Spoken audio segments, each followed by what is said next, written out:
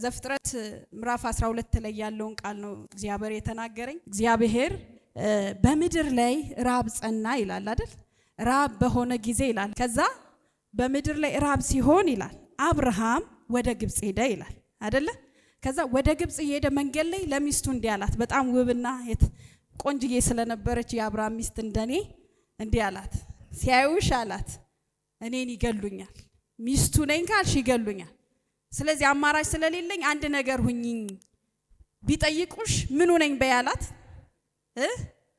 እህቱ ነኝ በይ። እህቱኝ ሆነ ነፍሴ በእጅሽ ናት እባክሽ ብሎ ሚስቱን ተማጸናት። ከዛ ወደ ግብጽ ሄደ ይላል። ግብጽ ከገቡ በኋላ እውነትም ሳራ እጅግ ቆንጆ ስለነበረች የግብጽ ሰዎች ውበቷን ተደንቀው ይላል ለፈርዖን ነገሩትና አስጠራት። ከዛ የግብጽ ሰዎች ወደ ፈርዖን ሰጡት። የአብርሃም ሚስት፣ የአብርሃም ንብረት፣ የአብርሃም ገንዘብ፣ የአብርሃም ውበት፣ የአብርሃም የልጅነት ሚስቱ በጠላት መንደር ገባች። መግባቷ አይደለም የሚገርመው፣ እግዚአብሔር ይላል የግብጽ ኃያላንን በመቅሰፍት መታቸው ይላል። ጌታ እንዲህ ያለኝ ከህዝቤ የተወሰደ ነገር በኬርልስነት ይሆናል። ማይዘዌ ኬርልስ ሆኖ ዋሽቶ ነው ያስወሰዳት። አንዳንድ ነገሮቻችን ታውቃላችሁ በኬርልስነት ነው ያስወሰርነው፣ ቸል በማለት ነገ በማለት አይደል? ልክ እንደዚህ ነገራችሁ የተወሰደባችሁ የምስራች እግዚአብሔር ዛሬ ጠላቶቻችሁን ይመታቸዋል። እግዚአብሔር ብሎኛል ይመታቸዋል። ዛሬ እግዚአብሔር ጠላቶቻችሁን ይመታቸዋል። በጠላት የተወሰደ ነገራችሁ ዛሬ ይመለሳል። እግዚአብሔር እንዲህ ይላችኋል፣ ነገራችሁ ይመለሳል። እግዚአብሔር ነገርን ያስመልስላችኋል። አሜን ነው ወይ? ከዛ እንደዚህ ይላል፣ በጠዋት ተነስቶ ፈርዖን ይላል ወደ አብርሃም መጥቶ ለምን ዋሸኝ እህቴ ናት ብለህ። ከዛ ለአብርሃም ቸርነት አድርገው በክብር ተሸኝቶ ነው የወጣው። ዛሬ ነግራችኋለሁ በክብር ነገራችሁ ወደ እጃችሁ ይመለሳል። በትክክል ድምጽ ነው የሰማሁት። ጌታ ኢየሱስ ምስክሬ፣ ትላንት ብርቱ የነበራችሁ፣ ትላንት ጸልያችሁ ማጠጉ የነበራችሁ፣ ትላንት እግዚአብሔርን ድምጽ ትሰሙ የነበራችሁ፣ የዛኔ የእግዚአብሔርን ቃል የምታነቡ የነበራችሁ፣ ትልልቅ ብልጽግና ውስጥ የነበራችሁ፣ ነገር ግን የተወሰደባችሁ የምስራች እግዚአብሔር ያስመልስላችሁ። እግዚአብሔር እንዲህ ይላችኋል፣ ጠላትን መትቼ ይመልስላችኋል። ጠላት ተመቶ ታዩታላችሁ። እዚህ ቤት ሰው አለ ወይ? ጠላት ተመቶ ነገር በእጃችሁ ይገባል። የናንተ የሆነ ነገር ወደ እናንተ ይመለሳል። የናንተ መሆን ያለበት ጠላት እጅ የገባ ነገር ወደ እናንተ ይመለሳል። አላውቅም፣ ለሆነ ሰው ግን ምርኮ ይመለሳል። ለሆነ ሰው የተወሰደ ነገር ይመለሳል። ጠላት ወስዶባችሁ ይሆናል፣ ግን ይመለሳል። ከስብከቴ ሐሳብ እንዳልወጣ ግን ሳልናገር እንዳላልፍ ብዬ ነው። ስለዚህ አንዴ እናውጅ። ወይኔ አዋጅ ወዳለሁ። ነገሬ ይመለሳል በሉኝ እስቲ ጮክ ብላችሁ፣ ነገሬ እጄ ይገባል በሉኝ። የተወሰደ ነገሬ ይመለሳል በሉኝ። አሜን ነው ወይ? ስለዚህ ለዚህ ጌታ በዚህ መንፈስ ክብር ሰጣችሁ ቁጭ በሉ። ጥቂት ደቂቃ ነው የምናገረው። ጌታ ኢየሱስ ይባረክ። ዛሬ በምንም ሁኔታ የመጣችሁ እግዚአብሔር በዚህ አለ። አሜን በሉኛ። ልባችሁን ደግፉ። እግዚአብሔር ከገባችሁበት ነገር ያወጣችኋል። ይኸውላችሁ ጌታ ምስክሬ ነው። ሰሞኑን እጃችሁ ሲገባ ይሄ መጸለይ ያቆማችሁ ሰዎች ድንገት ራሳችሁን እየጸለያችሁ ነው የምታገኙት። ለምን ካላችሁ የፈርዖን ነገስታትን እግዚአብሔር በመቅሰፍቱ መታቸው። የወሰደውን እጅ ስለሚመታ የሚመለሱ ነገሮች አሉ። አሜን ነው። ኢየሱስ ጌታ ነው። ክብር ለጌታ ይሁን። ዛሬ በፊታችሁ ስላለው ጌታ እንባርካለሁ። እግዚአብሔር እንዲህ አይነት እድል ስለሰጠን ሁሉ ጊዜ ነው መደነቀው። በምን ካላችሁኝ በማገልገሌ ሁሌ ነው መደነቀው እኔን እግዚአብሔር እንዴት እንደጠራኝ። ምክንያቱም የነብይ ሮቤል ባለቤት ስለሆንኩ ሳይሆን ጥሪ ስላለብኝ ነው ማገለግለው፣ ሁሌም እንደሚባለው ማለት ነው። ስለዚህ ይህ መድረክ ያገኘሁት የሆነ በእድል ሳይሆን በጥሪ ስለሆነ ማለት ነው። ስለዚህ ላገለግላችሁ ስመጣ ደግሞ ተንሰፍስፌ ነው የምመጣው። ደስ እያለኝ ወይ እንኳን አገልጋይ ኮኜ ማለት እንኳን ሌላ ነገር መሆን አልቻልኩ ብዬ ነው የምመጣውና ዛሬ እንደ መልእክተኛ መልእክትን ልናገር ነው የመጣሁት። አንዳንድ ነገር አካል የሚለብሰው የተማርነውን ነገር ወጥረን በተማርነው ትምህርት ላይ ስንቆም ነው ለውጥ የሚያመጣው። ምክንያቱም ሁሉ ጊዜ እንደምንለው ያንድ ሰሞን የሞቅታ ሰዎች ልንሆን አይገባም። የሆነ የኮንፈረንስ ሰሞች መሆን አለን። ሲሪየስ ነው መሆን ያለብን። እግዚአብሔር በዚህ ዓመት አንድ ነገር ብሎናል አይደለ? ምን ብሎናል? ስር ትሰዳላችሁ ፍሬ ታፈራላችሁ ተብለናል አይደለ? ስለዚህ ከእግዚአብሔር ጋር ይሄን ዓመት ፍሬያችንን በምድር እንዲሞላ ፍሬያችን በቤት እንዲሞላ እንዴት ነው ፍሬ ማመጣበት ፍሬ እንዴት ነው የሚሞላበት የሚለውም ደግሞ መንገድ ነብይ እያስተማረን ያለነው። ስለዚህ ዛሬም ከኔ ጋር በጣም ጥቂት ደቂቃ ስር ለመስደድ መትጋት ያስፈልጋል በሚል ነው አብረን የምናየው። ትጋት ወሳኝ ነገር ነው። ሰው ካልተጋ ፍሬን መብላት አይችልም አይደለ? ግልጽ ነው አይደል? ስለዚህ ዛሬ ስር ስለመስደድ አብረን እናያለን። ስር እንዴት ነው የምንሰደው? በመትጋት። ስለዚህ ዛሬ ስለ ትጋት ነው ላወራችሁ የምፈልገው። ይሄን ትጋት ደግሞ እግዚአብሔር ይሄን ዓመት ስፔሻሊ 2018 በጣም ውስጤ እየተናገረኝና እግዚአብሔር በረዳኝ መጠን ያልተጋውባቸውን ዘመናት በመትጋት ማሳለፍ ፈልጋለሁ። እንዴት ነው መትጋት ያለብኝ እያልኩ እያሰላሰልኩ ነው ያለሁትና ትጋት በጣም ወሳኝ ነገር ነው። ትጋት ምንድነው ካላችሁኝ እኔ በሚገባኝ ነው ዲፊኒሽን ማድረገው፣ መንፈስ ቅዱስ በሚያስረዳኝ ነው ማደርገው። ትጋት ምንድነው ካላችሁኝ ላያችሁት ዓላማ ውስጣችሁ ላለው ትልቁ ዓላማ ልትደርሱበት ላለው ግብ የምትሄዱበት የማያቋርጥ እርምጃ ነው። በራሴ ዲፊኒሽን ኢየሱስ ጌታ። አንድ ሰው በውስጡ እግዚአብሔር ለ2018 ለተገለጠ ህይወት ፍሬ ታፈራላችሁ ግን እንዴት ነው ስር ትሰዳላችሁ ብሎ ሲናገር እንዴት ነው ስር የምሰደው? በመትጋት። እንዴት ነው ትጋትን ማመጣው? መትጋት ያለብኝ እንዴት ነው? ያየሁትን ፍሬ ያየሁትን እግዚአብሔር የተናገረኝን 2018 ትሆኛለሽ ያለኝን መሆነው ባለማቋረጥ የሚሄደው መንገድ አለ። ፍሬ ላይ የሚደረሰው በመሄድ ነው። አሜን ነው። ስለዚህ በደንብ ተማሩ። ኢየሱስ ጌታ ነው። የተማረ ሰው ወድቆ አይወድቅም አይደል? ምሳሌ 12:27 ነው መነሻ ያረኩት ክፍል። ምሳሌ 12:27ን እናወጣና እናያለን። እንግዲህ ስለ ትጋት ነው ማውራው ብያችኋለሁ። በብሉይ ኪዳንና በአዲስ ኪዳን በመጽሐፍ ቅዱሳችን ስናጠና 22 ጊዜ ትጋት እያለ ሐሳቡ የተለያየ ቢሆንም ነገር ግን ሰዎች በምን ሁኔታ መትጋት አለባቸው፣ እንዴት ይትጉ፣ በመጽሐፍ ቅዱስ የተጉ ሰዎች የትጋታቸውን ፍሬ እንዴት አገኙ፣ የትጋት መጨረሻው ሽልማቱ ምንድነው የሚለውን ሙሉ የእግዚአብሔር ቃል ያስረዳል። ምክንያቱም ለኔና ለናንተ እንደምታውቁት የሚመራን የእግዚአብሔር ቃል አይደለ? ስለዚህ 22 ጊዜ ስለ ትጋት ተጽፎልናል። ስለዚህ ለሰው ምዕራፍ 12 ቁጥር 27 እንደዚህ ይላል፣ ታካች ሰው አደን ምንም አያድንም። ምን አይነት ሰው? ታካች ሰው አደን ምንም አያድንም። ለሰው የከበረ ሀብቱ ትጋት ነው። ታካች ሰው ምንም አይልም፣ ምንም ነገር አደን አያድንም። ለሰው የከበረ ሀብቱ ግን ምንድነው አለ? ትጋቱ ነው። ስለ አደን ትንሽ ነገር ብናወራ አንድ ሰው አዳኝ ቢሆን የሚያድን ሰው ቢሆን አደን የሚወጣ ሰው ዝም ብሎ በቅርብ የሚገኝ አይደለም የሚያድነው። በጣም ለብዙ ቀን ስንቅ ይዞ ሄዶ ሊሆን ይችላል። የሚበላው የሚጠጣውን ይዞ የሚፈልጋት ሚዳቆ ከሆነች የሚፈልገው የተለያየ ዋሊያ ከሆነ በቀላሉ የሚገኝን አደን አይደለም የሚያድነው። አዳኝ የሚያድኑ ሰዎች በጣም ጠንካራ፣ ትዕግስተኛ፣ ብርድን የሚችሉ እዛ ቦታ ላይ ያለውን ኢንቫይሮንመንት መቋቋም የሚችሉ ሰዎች ናቸው የሚያድኑ። ምንድናቸው? ትጉዎች ናቸው። የሚፈልጉት ነገርን አግኝተው አድነው እስኪመጡ ድረስ ጠብቀው የሚፈልጉትን እስኪያገኙ ድረስ ቦታቸውን ኢላማቸውን ሳይስቱ የሚፈልጉትን ይዘው የሚመጡ ሰዎች ናቸው አዳኝ የምንላቸው። ሰነፍ ሰው ግን ምን አይልም፣ ሊያድን አይችልም። ምክንያቱም መንገድ ሲጀምር አደን ያለው ሲጀመር ሜዳ ላይ አይደለም። አደን ያለው የት ነው? ጫካ ውስጥ ነው አይደለ? ድቅድቅ ያለ ውስጥ ነው ያሉት አደን የሚያድኑ ሰዎች። አደን ውስጥ ምን አለ? የሚዋጋ ሾክ አለ። አደን ውስጥ ምን አለ? መንገዱ አይመችም። አያችሁ፣ አድናችሁ የምታመጡትን ነገር በእጃችሁ እንዲገባ ብዙ የማይመቹ የምንሄዳቸው መንገዶች አሉ። ግን ኢላማዬ ላይ አድኜ የማመጣውን ነገር ሳሊዝ አልመለስም ልንል ይገባል። ታካች ሰው አደን አያድንም። ስር መስደድ ትፈልጋላችሁ አይደል? ትጋት ያስፈልጋል። የማይተጋ ሰው ፍሬ ማብላት አይችልም። ስለዚህ የሚፈጅበትን ፈሽቶ አድኖ ያመጣል። ትዝ ይላችሁ መጽሐፍ ቅዱስ ላይ ኤሳው አደንን የሚያድን ነበር አይደል? አደንን ሊያድን ሄዶ በቆየበት ነው ያዕቆብ በጓዳ በጎን ከእናቱ ጋር ተባብሮ ገብቶ የሸወደው።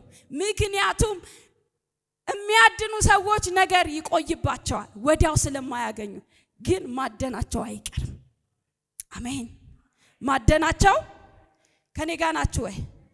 ፍሬ ማፍራታችን ከኔ ጋር ናችሁ ወይ? ግን ምን ያስፈልጋል? ትጋት ያስፈልጋል። ስለዚህ በዚህ ዘመን ምን አይነት ሰው እግዚአብሔር ይፈልጋል ካላችሁኝ፣ ትጋት ላየው ዓላማ እግዚአብሔር ለውስጡ ላስቀመጠው ለዛ ቪዥን ትጋት ይፈልጋል እግዚአብሔር። በደንብ ስሙኝ፣ ትጉ ሰዎች እንድትሆኑ እግዚአብሔር ይፈልጋል። የሳምንት ሰዎች እንድንሆን አይደለም የሚፈልገው እግዚአብሔር። በሳምንት ደርሶ መልስ የቸርች የምንመላለስ አይደለም። እንዲሁም ደግሞ እንዳንዳንዶቻችን በነቢያትን እየዞርን የምናሳድድ እንድንሆን አይደለም የሚፈልገው። እግዚአብሔር ለተናገረን ነገር ቀድሞ ውስጣችን ላስገባው ዓላማ ተግተን የምንጠብቅ ሰዎች፣ ለዛ ለምናገኘው ነገር ምን ያስፈልጋል የምንል ሰዎች ይገባል ልንሆን ይገባል። ስለዚህ ታካች ሰው ደን ምን አይልም አያገኝም። ምክንያቱም ገና መንገዱን ሲጀምር አደኑ እንደማያራምደው ሲያቅ ታክቶት ሄጬ ደግሞ ብሎ መምጣት ይወዳል። ቁጭ ማለት ይፈልጋል።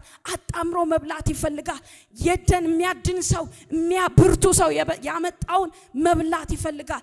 ታካች ሰው ብርቱ ካልሆናችሁ ተቺ ትሆናላችሁ። ተቺነት የሚቀንሰው ትጉነትን ስንጨምር ነው። አሜን ነው ወይ? አሜን ነው ወይ? መተቸት እናቆማለን። ለምን? ቢዚ የሚያረገን ትጋት አለ፣ የሚያስሮጠን ዓላማ አለ። ለዚህ ነው ምሳሌ ላይ ትጉ ሰው የሰው የከበረ ሀብቱ ምኑ ነው አለ? ትጋቱ ነው። ስለዚህ በህይወታችን እኔና እናንተ የምንተጋው ነገር ብርቱነታችንን ያሳያል። ግልጽ ነው ወይ? ስለዚህ መትጋት ያስፈልጋል። ምን አይታችኋል? እግዚአብሔር በዚህ ዓመት በነብይ ተናግሮናል። ምን ትላላችሁ? ስር ትሰዳላችሁ፣ ፍሬን ታፈራላችሁ ተብለናል። ለምሳሌ ባለፈው 2017 ላይ እግዚአብሔር እንደሚያበለጽገን ተናግሮን ነበር። እዚህ ጋር 3 ሰዎች የሚሆኑ ሰዎች ወጥተው እግዚአብሔር እንዴት እንዳበለጸጋቸው ተናግረዋል አይደል? ሌሎቻችን ለምንድን ነው ያልበለጸግነው? እውነት እግዚአብሔር የነሱ አባት የኛ አባት አይደለም? ትጋት የሚባል ነገር አለ። ማይክ በሰጣቸው እዚህ ጋር የወጡ ሰዎች በእነዚህ በ2017 የተጉት ትጋት አለ። ሌሊት ተነስተው የለፉት ልፋት አለ። ከሰዎች ጋር ኮሙኒኬት ያደረጉት ትጋት አለ። ትጋት የሚባል ነገር ምንን አመጣ? ብልጽግና። እግዚአብሔር በመስከረም መጀመሪያ ላይ በእነሱ ላይ የተነገረው ትንቢት ተፈጸመ። ያን ትንቢት ያስፈጸመው ግን ምንድነው? ትጋት ነው። ስለዚህ ዛሬ በየዓመቱ እግዚአብሔር የሚሰጠን ጥቅስ እውነት በህይወታችን እንዲሆን ምን ያስፈልጋል? ትጋት። እስቲ ትጋት በሉ። እስቲ ትጋት በሉ። ታካች ሰው ምን አይልም? አደን አያገኝም። የሰው ግን የከበረ ሀብቱ ምንድነው? ትጋቱ ነው። እግዚአብሔር ስንተጋ ሲያየን ልንገራችሁ፣ ስንተጋ ሲያየን ለምንድነው ምን ተጋው? ውስጥ ላለው ነገር ነው ምን ተጋው። እግዚአብሔር ዋው ልጄ ባለ ሀብት ነው የሚለው። እግዚአብሔር በመንቀያየረው መኪናና ሀብት ሳይሆን ዋው የሚለው በትጋታችን ነው። አሜን ነው ወይ? በመትጋት መገለጥ አለብን። በምን እንትጋ? ፍቅር በመሆን እንትጋ። አገልጋይ ጥሪ ያለን ለዛ ለአገልግሎታችን የሚያስፈልገንን በማድረግ እንትጋ። ነጋዴዎች ለንግድ ምን ያስፈልጋል? ከሰዎች ጋር አፕሮችን፣ ፊትን፣ ንግግርን ከሰዎች ጋር እንዴት ነው ኮሙኒኬት የሚደረገው? ንግድ ማለት ምንድነው የሚልን ሰርች እያደረግን በማንበብ እንትጋ። እግዚአብሔር ለሰጠን ዓላማ ራስን በማሳየት እንትጋ። እግዚአብሔር የሚተጉ ሰዎች ይፈልጋል። አሜን አትሉም? ተማሪዎች በመማር መትጋት አለባቸው። ልንገራችሁ ምሳሌ። አንድ የሆነ ዩኒቨርሲቲ ካምፓስ የገባ ዶክተሬት ሊማር ምርጫው ዶክተር መሆን የሚፈልግ አንድ ተማሪ ካምፓስ ዶክተሬቱን ሊማር ሲገባ ተመዝግቦ የሚያስፈልገውን ነገር ይዞ ካምፓሱ ከገባ በኋላ አሾፋለሁ ቢል አይደለም ዶክተር ምንም አይነት ነገር መሆን አይችልም። ለምን 7 ዓመት ሙሉ ለዶክተርነት የሚያስፈልግ ትልልቅ መጽሐፍን ማጥናት ይጠበቅበታል። በቀን ውስጥ 2 ሰዓትና ከዛ በታች ሊተኛ ይገባል። ለምን? ነገ ዶክተር ለመሆን።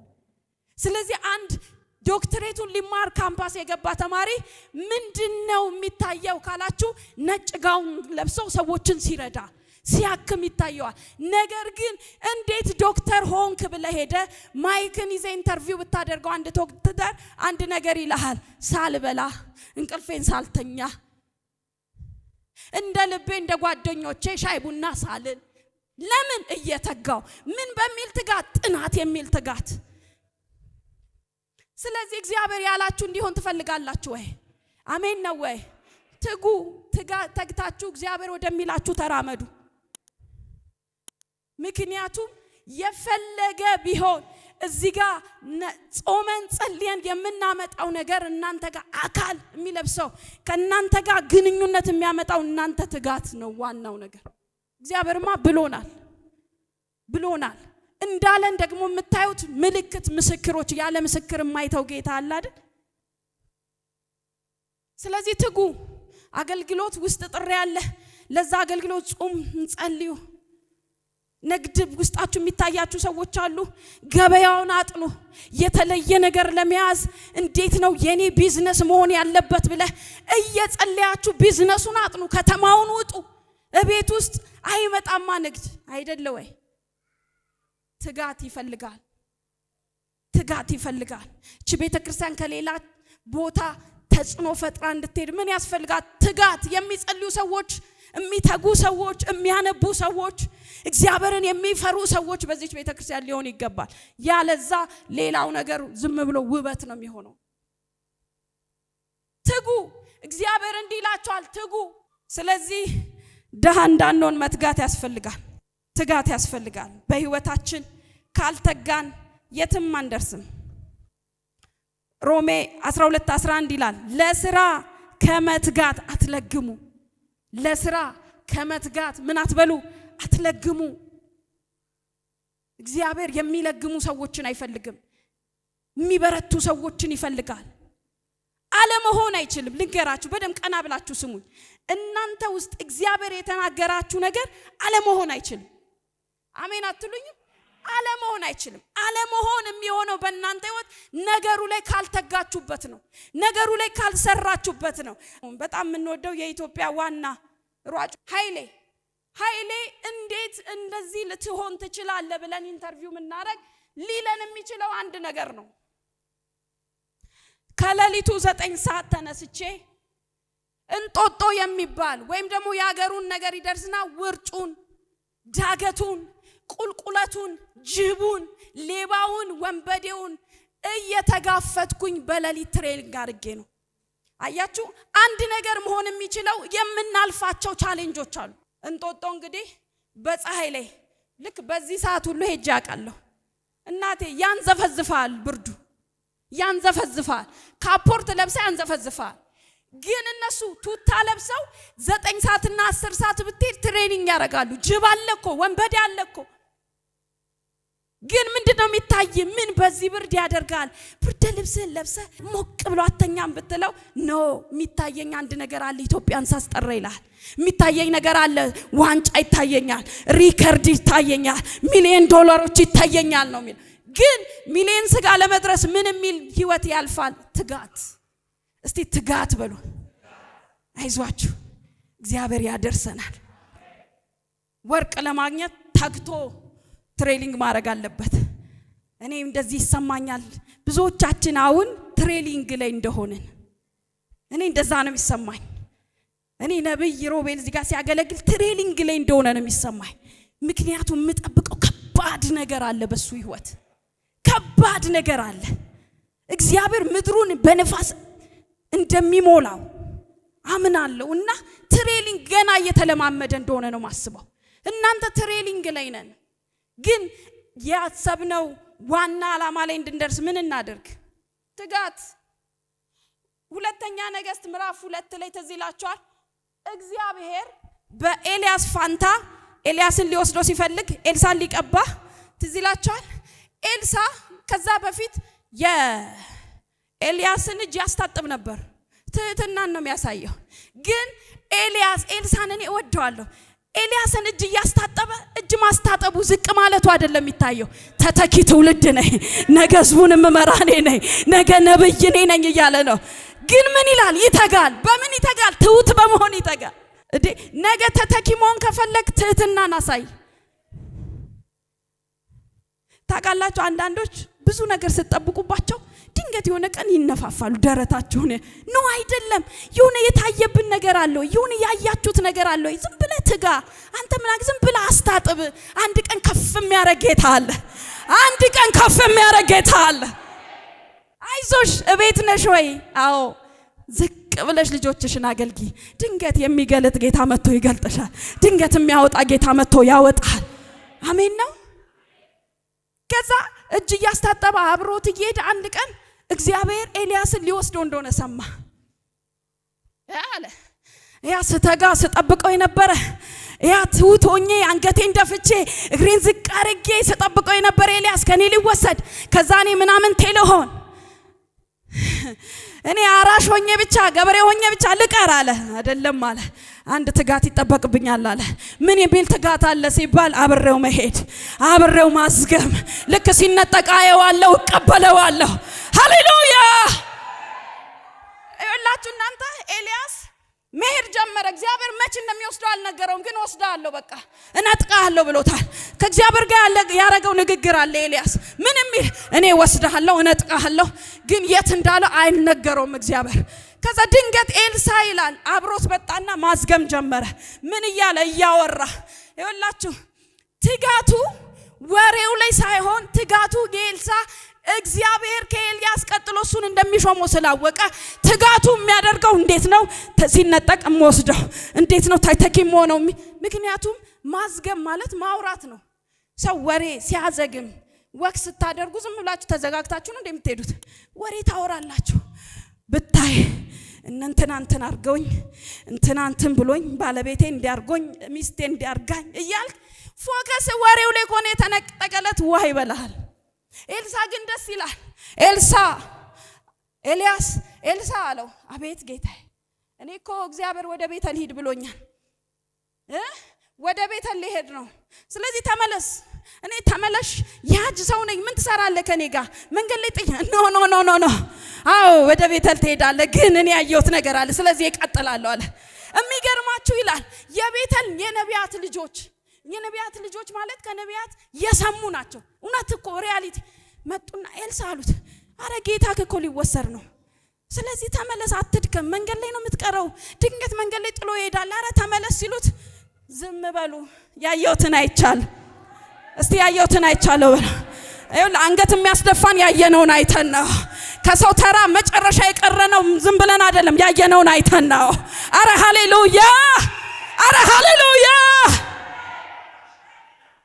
ትጋት፣ የምን ትጋት? የመከተል ትጋት። ይደክማል እኮ ሰው መከተል ይደክማል። የሶስት ቀን የሁለት ቀን መንገድ አይደለም፣ ይደክማል እኮ። እግዚአብሔር ያላችሁን ነገር መከተል ይደክማል እኮ።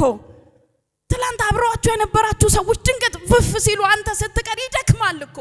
ሰዎች የሚገርም ቤት ውስጥ ኖሮ አንተ ዝም ብሎ ቤት ውስጥ ስትኖር ይደክማል እኮ። በሰውኛ ያየልህ ግን አለ። ስለዚህ ተግቼ እጠብቃለሁ፣ ተግቼ እራመዳለሁ፣ ያየልኝን እያየው ይሄዳለሁ። ዝም በሉ እናንተ የቤተል ነቢያት ልጆች፣ ዝም በሉ። አንዳንድ ወረኞች ከዓላማ ያወጧቸዋል። ይኸውላችሁ አንዳንድ እግዚአብሔር ያየልህን ነገር መጥተው ሲያጣጥሉብህ ዝም በል ካላልክ ድንገት ራስን ስታወራ ነው የምታገኘው። ትኩረትን ከሚያስቱ ሰዎች ጊዜና ሁኔታ አትፍቀድላቸው። የእግዚአብሔርን ዓላማ የሚያጣጥሉብሽ፣ ነገ እግዚአብሔር ላየልሽ አገልግሎት የሚያጣጥሉብሽ ከሆነ ወዲያውኑ ቆረጫቸው። እነሱ ወዳጅሽ ሊሆኑ አይችሉም። ዝም በሉ። ያየልኝ ነገር አለ ልትሉ ይገባል። አሜን ነው ወይ? አረ አሜን ነው ወይ? ሁኔታው ሊመስል ይችላል፣ ምን መንገድ ላይ የምንቀር ሊሆን ይችላል። ግን ተግቼ እጠብቃለሁ፣ እተጋለሁ፣ ተግቼ እጠብቃለሁ። ያየልኝ ቦታ እየተራመድኩ ተጋለሁ። ትትናን ይዞ ኤልሳ አሁንም ተከተለው። ዞር ሲል ኤልያስ አሁንም አለ። ኤልሳ ለምንድን ነው አሁንስ የምትከተለኝ? ምን ሆነ ነው? እኔ እኮ አብሬ መዘልቅ አይደለሁም። አሁንም ኢያሪኮ ነው። በቃ ወደ ኢያሪኮ ልሄድ ነው። እኔ ካንተ ጋር መሆን አይደለም የኔ እናንተ ኮሚኒኬሽን እዚህ ድረስ ነው። በቃ ጌታዬ አውቃለሁ። ትሁታን ነው እግዚአብሔር ባይዘው ጸጋ የሚሰጠው ትሁታንን ነው። አሜን ነው። ወደፊት ስለ ትዕቢተኛ አስተምራቸዋለሁ። እግዚአብሔር የሚያርፈው የኔ ትምህርት ሰይጣን እረፍት የሚያገኘው ሰይጣን ሁሉ ጊዜ ነው ዙሪያችሁን የሚዞረው አይደል? እረፍት የሚያገኘው መቼ መሰላችሁ? እኛ ትዕቢተኛ ስንሆን። ለምን? እግዚአብሔር ራሱ ነው የሚነሳው። ትዕቢተኛን ተቃዋሚ ማን ነው? ሰይጣን አይቃወምም። ትዕቢተኛ ስለሆነ ራሱ እግዚአብሔር ነው። ኤልሳን ምን እናይበታለን? ትህትና። ኢያሪኮ ያለው ትህትና። ከዛ መጡ ደግሞ ወረኞች አሉ እኮ ከመንገድ የሚያስቀሩ አሉ። እውነተኛ ነው የሚመስሉት የነቢያት ልጆች ስትባሉ አሁን መንፈሳዊ ሰዎች አይመስሏችሁ? አንዳንድ መንፈሳዊ የሚመስሉ ካባቸው መንፈሳዊ መሰሉ ናቸው። ከእግዚአብሔር መንገድ ያዘገዩን ታውቃላችሁ። አይ መሲ ጨጓራሽን እንዳያደክምሽ ብትበይ አይሻልሽም ይላሉ። አረ ጾም እየከሳሽ ነው። አረ አንቺ ልጅ ነጣሽ። አረ ልንጣ እየነጣው ዛጉር ስር ልደፋ በልቼ ምንም እንደዛ ነው። እዛው ነው አፍ መምታት ያለብህ። ካባው ይመስላል መንፈሳዊ ካባው ይመስላል። ወይ እንደኔ ወንድም ቡዝዬ ሁሌ ጾም ጸሎት ስገባ መስዬ ጁስ ጠጪ በእናትሽ ይለኛል። ከጾምሽ በኋላ ቀይ ወጥ አትብይ ይላል። ወይ እንደዚህ አይነት ሰዎች ናቸው የሚያስፈልጉት። ቀይ ወጥ አረ በስመ አብ ሰው 60 ቀን ጾም ጸሎት ቀይ ወጥ ትበያለሽ ይላል ቤት ሲመጣ። ጁስ ጠጪ እንዲህ ነው የሚባለው። አንዳንዶቹ ግን አረ ነገ ትጾማለህ፣ ቸርች መሄድ አለብኝ ዛሬ ጾም ጸሎት ቀን፣ ባክሽ ነገ እንሄዳለን። ቁርጥ ነው ማድረግ ያለብን። ኖ አልቀርም። አሜን ነው ወይ? ለምን? ከትጋት የሚያስቀሩ ሰዎች ስላሉ። እግዚአብሔር እውነቴን ነው የምላችሁ መንፈሳዊ ካባ የለበሱ እንጂ የሆነ ዓለማዊ ነገር የሆነ ነገር ካየበት ማይ ሰይጣን ነው የምትለው። እንደሱ እንዳትል መንፈሳዊ ካባ ነው የለበሱት።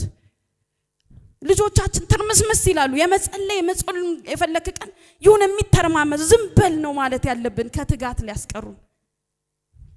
ስለዚህ ኤልሳን ወደዋለሁ። እኔ ትሁቱ አገልጋይ ነው ማለት ኤልሳን ሁሌ ትሁት ነው። ተመለስ እየተባለ አንተ አሁን እውነቴን ነው ነብይ ሮቤል ትንሽ ፊቱን ቢያጠቁርብን እንመጣለን እንዴ? አንመጣም። እንዴ አይነት ተውና ያለ ነው። ለምን አጠቆረ? ምን አጋጥሞታል? ቤት ምን አለ? ህይወቱ ላይ ምን አለ? ምንድነው ውስጡ ጭንቀት ያለው? ነብይ ምን ሆኗል አይልም ሰው። ኧረ ሰላም አይለኝም እንዴ ብሎ ኔክስት የሆነ ቦታ ሄደ። ድንገት ፎቶ ሲለቀቅ የሆነ ቦታ ፊት ተቀምጦ ታይዋል። ኖ አይደለም። ያየህልህ ነገር ካለ እግዚአብሔር ካቆራኘ ሰው ጋር በትህትና ነው መራመድ ያለብህ። አንድ የኛ ወዳጅ አለ። ጌታ ምስክሬ ነው የምላችሁ። አብሮ ሰራተኞቹን አንድ ቀን ካይምሮ በላይ መቆጣጠር ሲያቅተው ቀበቶን ፈቶ ግርፍ አረጋቸው። ጌታ ኢየሱስ ምስክሬ ነው የምላችሁ። የኛ ወዳጅ የባቢ በጣም እና አብሮ ሰራተኛ በተለይ ኳየሮች አስቸጋሪ ናቸው። የኛዎቹ እንኳን ጌታ ምስክሬ ነው በጣም የተባረኩ ናቸው። እነዛ ግን አመፀኛ ሲሆኑበት ቅውጥ አርጎ ግርፍ አረጋቸው እና አልሄዱም። በጣም የወደድኩላቸው አልሄዱም፣ ጥሎት አልሄዱም። ምን አያችሁበት እንዴት አልሄዳችሁም ተብሎ ሲጠየቁ እውነተኛ አባትነት አሉ። አባት ካልሆነ የሰው ልጅ ቀበታው ልቀት ገርፋለህ አትገርፍም። አባትስ ልጥልጥ ያረጋል ለምን እንዳይበላሽ። ኤልሳ እንደዚህ ነው። ዞር በል ተመለስ፣ እኔ ጉዳይ አለኝ መሄድበት አለ። ኢያሪኮ የሚባል ሀገር ልሄድ ነው ተመለስ ሲለው እኔን ያስከተለኝ ካንተ ጋር የሚያካትለኝ ትጋት የሚባል ነው። ተግቼ እከተልሃለሁ። እኔ ያየሁት ነገር አለ። ስለዚህ እግዚአብሔር ያላችሁ ነገር ፈጥኖ እንዲገባ እውነቴን ነው የምላችሁ። እኔ ይሄን እምላችሁ ነብይ ይሄን 2 ወር ስለ ስር መስደድ በጣም ሲያስተምረን የነበረውን ድንቅ ትምህርት ነገ ፍሬ ተሞልተን እዚህ ጋር በሚቀጥለው ዓመት 2019 ብዙ መስካሪዎች እንዲበዙልን ነው። ከዛ ውስጥ አንቺ ትሆኛለሽ፣ ከዛ ውስጥ አንተ ትሆናለህ። በምድር በእውነት ፍሬ በምድር ሁሉ ይሞላል።